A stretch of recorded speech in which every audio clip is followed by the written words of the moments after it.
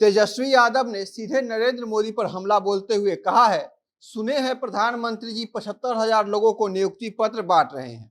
यह बिहार का मॉडल है जिसे अब पूरा देश अपना रही है। प्रधानमंत्री भी हमारा ही नकल करने में लग गए हैं। मैंने राजस्व कर्मचारियों को बुलाकर नियुक्ति पत्र बांटा तो अब प्रधानमंत्री मोदी को भी मेरा यह काम पसंद आ गया और वह भी इसी का नकल उतारते हुए धनतेरस के दिन युवाओं को नियुक्ति पत्र बांटने का प्लान बना रहे हैं।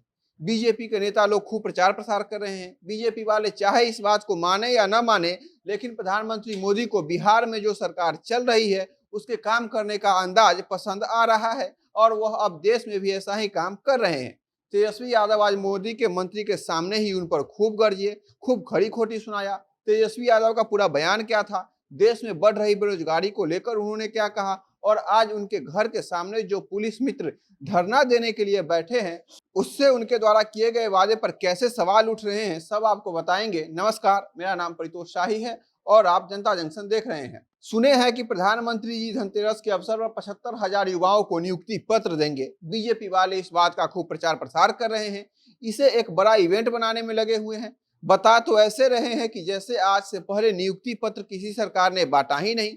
बड़ा बड़ा होर्डिंग लगाकर कह रहे हैं कि देश में पहली बार ऐसा हो रहा है। लेकिन आप लोगों को बता दें कि यह मॉडल सबसे पहले हम ही लाए थे। यह मॉडल सबसे पहले बिहार की महागठबंधन सरकार लाई थी, जिसे अब पूरा देश अपना रहा है। बिहार के लोगों ने जो करके दिखाया, जिस तरह से संघी भाजपाइयों को यहाँ से भगाया है, उसका लोहा अब पूरा देश मान रही है।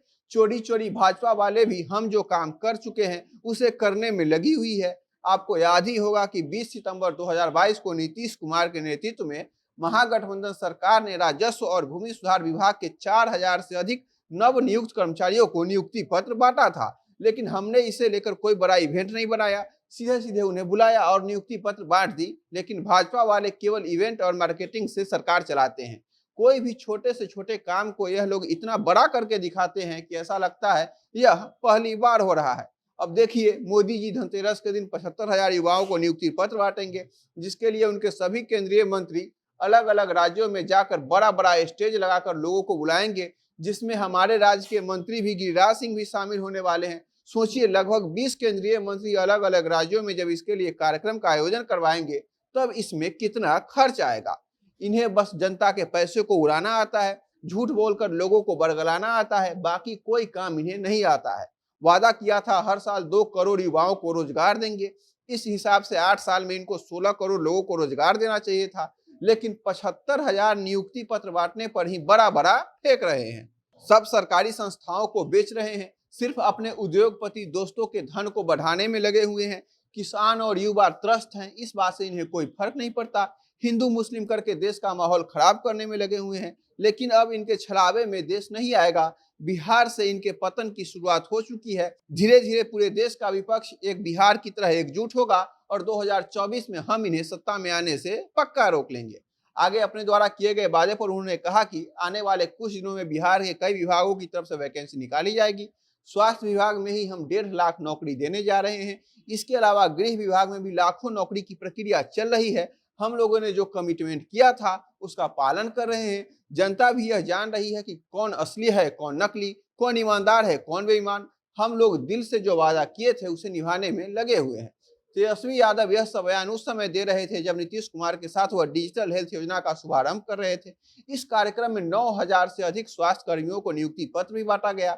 इस कार्यक्रम में नीतीश कुमार, तेजस्वी यादव के साथ केंद्रीय परिवार कल्याण राज्य मंत्री अश्विनी कुमार चौबे भी बक्सर के समाहरणालय से जुड़े थे। तेजस्वी यादव उनके सामने ही मोदी सरकार पर निशाना साध रहे थे और परिवार कल्याण राज्य मंत्री अश्विनी चौबे सुन रहे थे। तेजस्वी यादव ने चुन चुन कर मोदी सरकार की नाकामियों को गिनाया। लेकिन दूसरी ओर खबर यह भी आ रही है कि राबड़ी आवास के आगे बड़ी संख्या में पुलिस मित्र धरना पर बैठे हैं और तेजस्वी यादव ने जो नौकरी देने का वादा किया था उस पर सवाल उठाते हुए यह कह रहे हैं कि आपने हमारे साथ धोखा किया है। जब तक आप हमें एक तय सीमा के अंदर नौकरी देने का आश्वासन नहीं देंगे, जब तक आप अपने मुंह से इस बात को नहीं बोलेंगे, जब तक आप हमसे एक बार आमने सामने नहीं मिलेंगे, हम धरने से नहीं हटेंगे।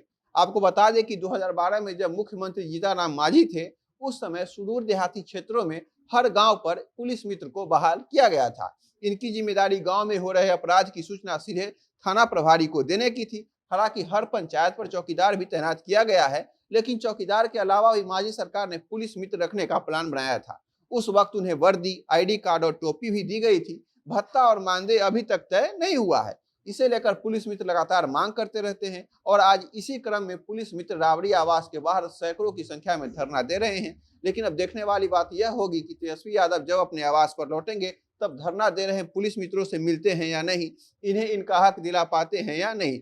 बाकी जिस तरह से तेजस्वी यादव ने आज केंद्र सरकार पर हमला बोला है वह बिहार के भाजपा नेताओं को बिल्कुल रास नहीं आएगा। आज शाम तक कोई ना कोई भाजपा का नेता इसे लेकर जरूर बयान देगा, नीतीश कुमार और तेजस्वी यादव को निशाने पर लेगा। बाकी इस मामले में जो भी अपडेट आएगा हम आपको बताएंगे और खबरों के लिए जनता जंक्शन देखते रहिए। वीडियो को शेयर कीजिए। कैमरे के पीछे मेरे सहयोगी हैं विशाल। बहुत बहुत धन्यवाद।